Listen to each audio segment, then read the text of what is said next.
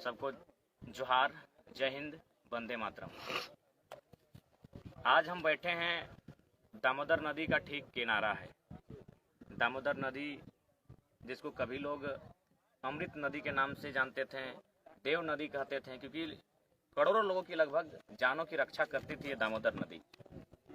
लेकिन आज हमारे ठीक पीछे है और हम लोग जहाँ बैठे हैं, आप सोच रहे होंगे कि हम लोग कहाँ बैठे हैं, किसी पहाड़ में बैठे हैं क्या? तो जी नहीं, हम लोग पहाड़ में नहीं बैठे हैं। हम लोग बीसीसीएल के द्वारा जो कोयला का खनन किया जा रहा है, खनन करने के बाद जो अपशिष्ट यानी मलबा जो बचता है, कचरा जिसको हम लोग कहते हैं, उसको डंपिंग किया जाता है, पहाड़ बनाया जाता है।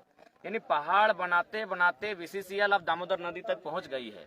और ये पहाड़ जब देख सकते हैं, पहाड़ की जो मिट्टी है, पहाड़ मतलब इंसान द्वारा बनाएगा पहाड़, बीसीसीएल के द्वारा कोयला कोड़ने के बाद जो मलबा बचता है उससे जो पहाड़ बना है, ये लगभग अब दामोदर नदी को छू रहा है। यानी दामोदर नदी तो प्रदूषित हो चुकी है। कारण है डीवीसी, कारण है आपका कोल सेक्टर। और ये जहाज टाड़ में हम लोग बैठे हैं बाकायदा, बिल्कुल हमसे यहाँ लगभग 50 मीटर यानी फुटबॉल का आधा मैदान, अगर हाफ मैदान तक फुटबॉल को मारते हैं तो दामोदर नदी है।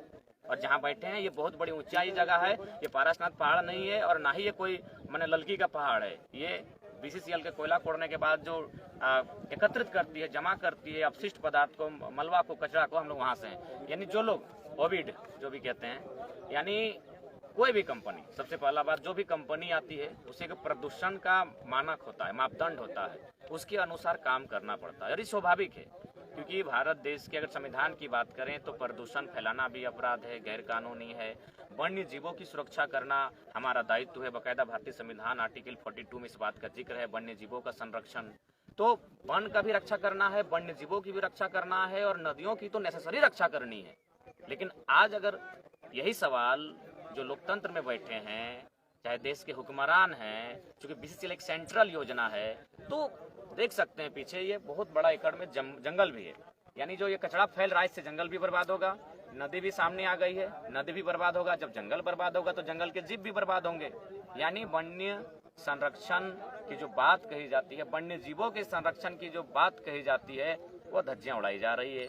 जो नदी को प्रदूषण से बचाने, इस भारत देश में केवल नदियों को कहने के लिए माँ कहते हैं, बाकी यहाँ सभी नदियां पवित्र हो चुकी हैं। लोगों के माने कृत्य के कारण, लोगों के कारनामे के कारण लगभग सभी नदियां अपवित्र हो चुकी है, गंदी हो चुकी है, मैली हो चुकी है। ये दामोदर नदी उसका उदाहरण है, ठीक पीछे है। और मैंने केजीएफ, आप लोग सुने होंगे, केजीएफ देखे होंगे, भारत की बहुत चर्चित फिल्म है। लेकिन मुझे लगता है पता नहीं झारखंड के लोगों के साथ क्या तकलीफ है कि झारखंड में एक टाइम बस एक काला पत्थर मूवी बना था। मुझे लगता है आज प्रत्येक दिन झारखंड में एक फिल्म रिलीज होगी।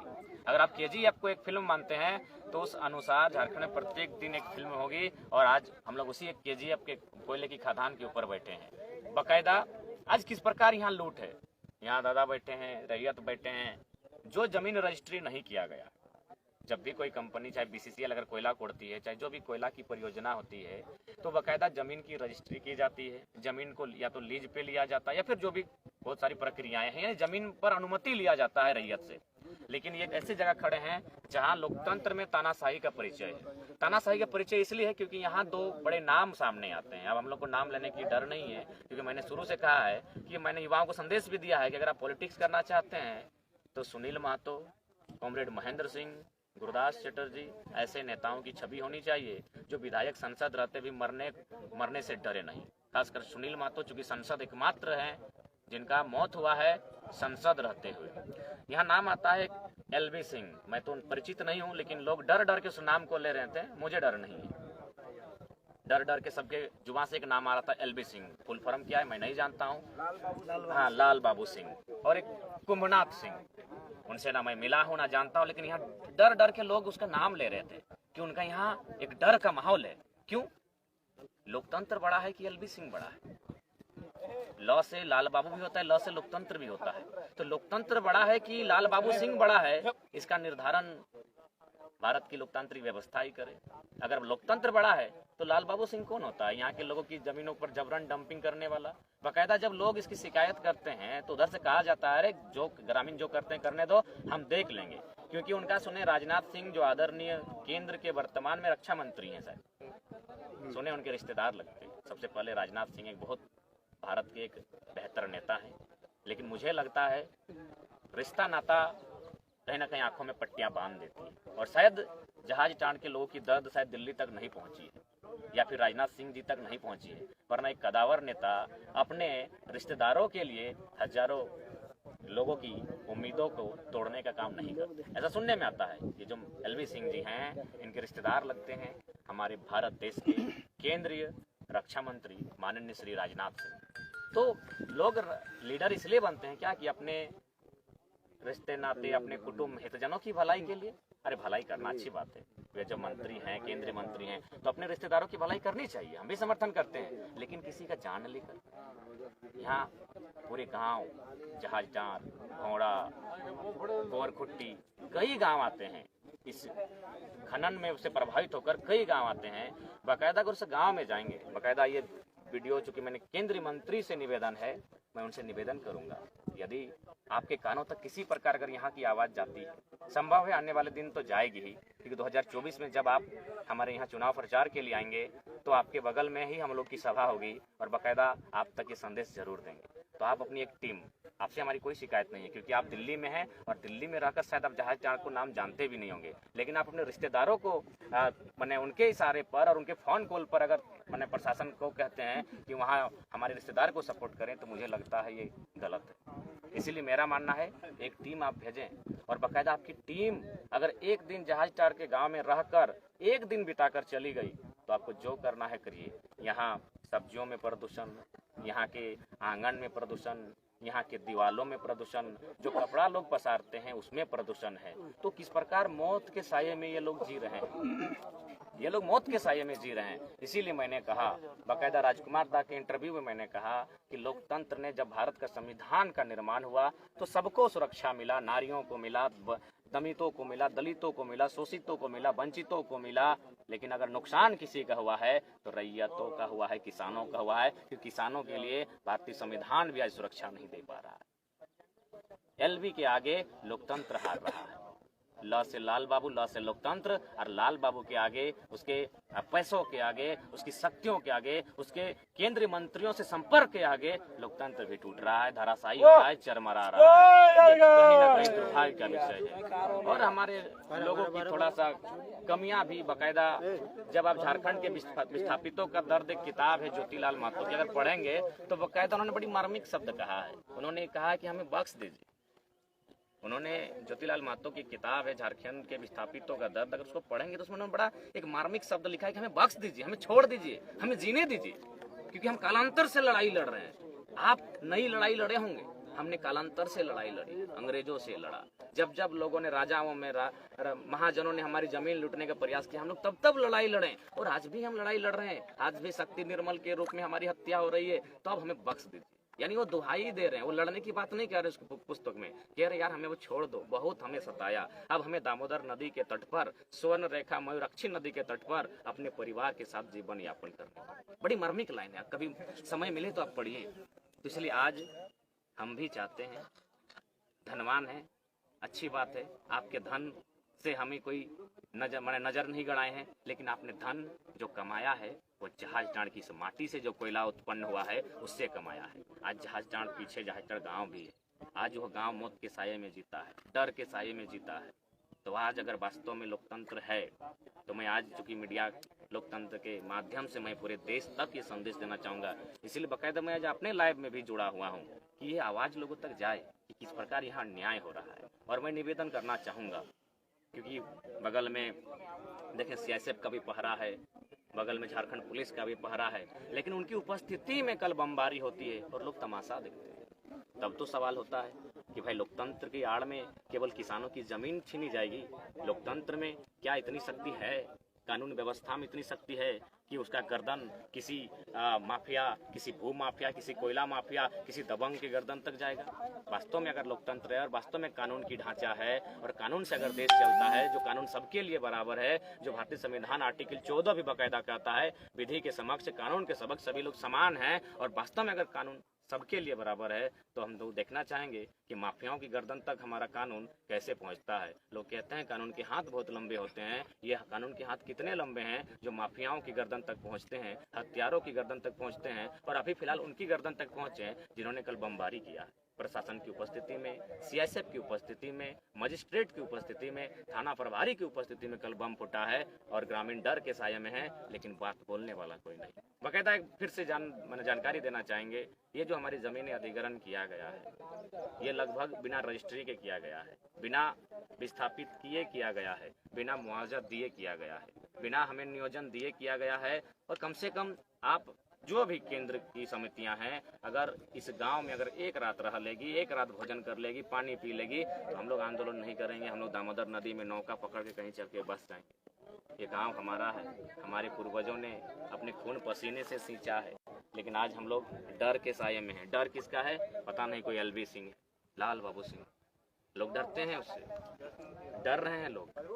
लेकिन मैं आज स्पष्ट करना चाहूँगा, कब तक डरोगे रैयत लोग, कब तक डरोगे, किससे डरोगे? इस दुनिया में जिंदा रहने के लिए कोई नहीं आया है। सिकंदर भी खत्म हुआ है, यहाँ के पंछियों का हाल सब मर चुके हैं। ये मोर का पंख मिला है, बहुत सारा है यहाँ, बहुत सारे मोर रहा करते थे। और ये ग्रामीण बता रहे हैं कि मोर ये मरने के बाद ये पंख कहीं उन्हें मिला।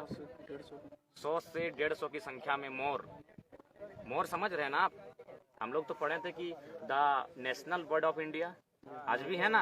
अगर पीकॉक अगर आज भी नेशनल बर्ड है, तो अगर किसी कंपनी के कारण, और भी निजी, उसमें कॉन्ट्रैक्ट पे चल रहा है, टेंडर पे चल रहा है, यानी एक निजी व्यक्ति, अब कंपनी भी भारत की कहाँ, वो तो कॉन्ट्रैक्ट पे दी है, एक निजी कंपनी जिसके ऑनर शायद एलबी सिंह है।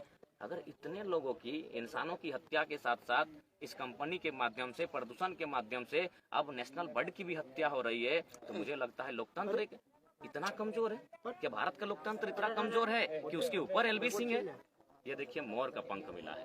बाकायदा अगर इस जमीन को आप टटोलेंगे तो बहुत सारे ऐसे पक्षी, पशु मिलेंगे जिनकी हत्या केवल इसलिए हुई है क्योंकि यहाँ से प्रदूषण निकलता है। बहुत ही माने बेरहमी से यहाँ खनन का कार्य किया जा रहा है। ये केजीएफ मुझे लगता है रोज झारखंड में देखने को मिलेगा।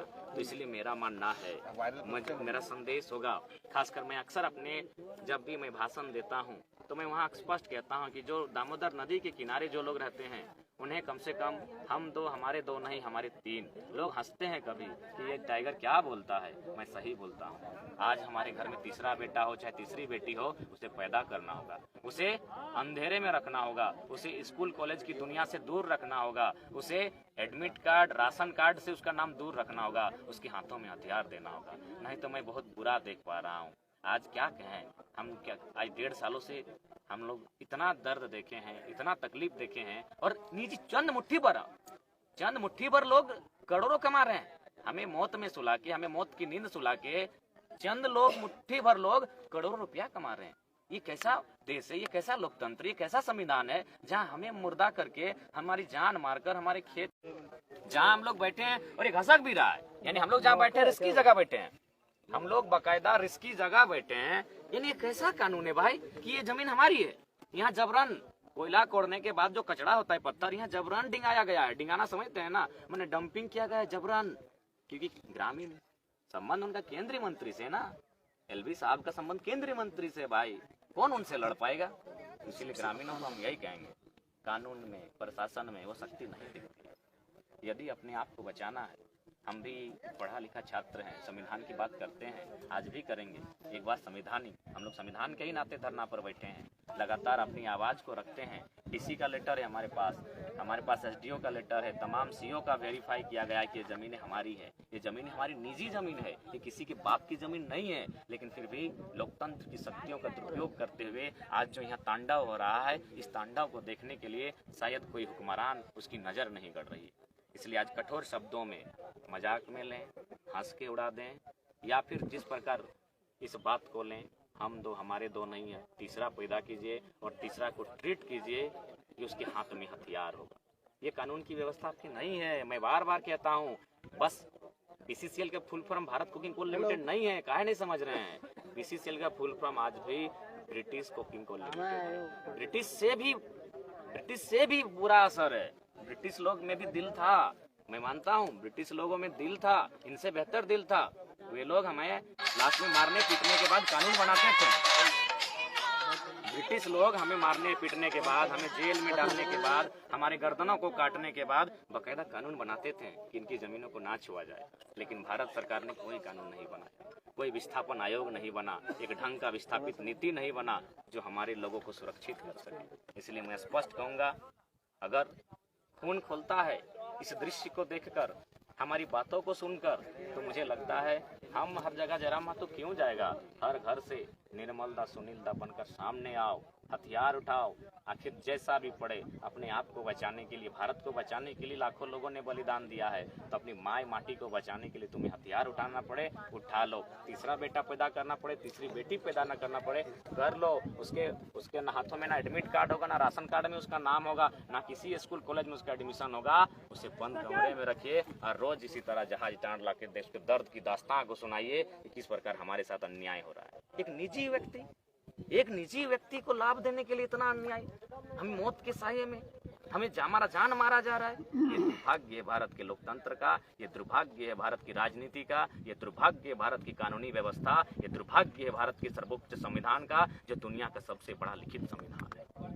मैंने इसीलिए कहा, सबको सम्मान मिला, सबको हितार्थ मिला, सबको रक्षार्थ मिला, लेकिन जो किसान है आज जबरन उनकी जमीनें छीनी जा रही। इसलिए मैंने कहा कि कोई बदलाव नहीं हुआ है।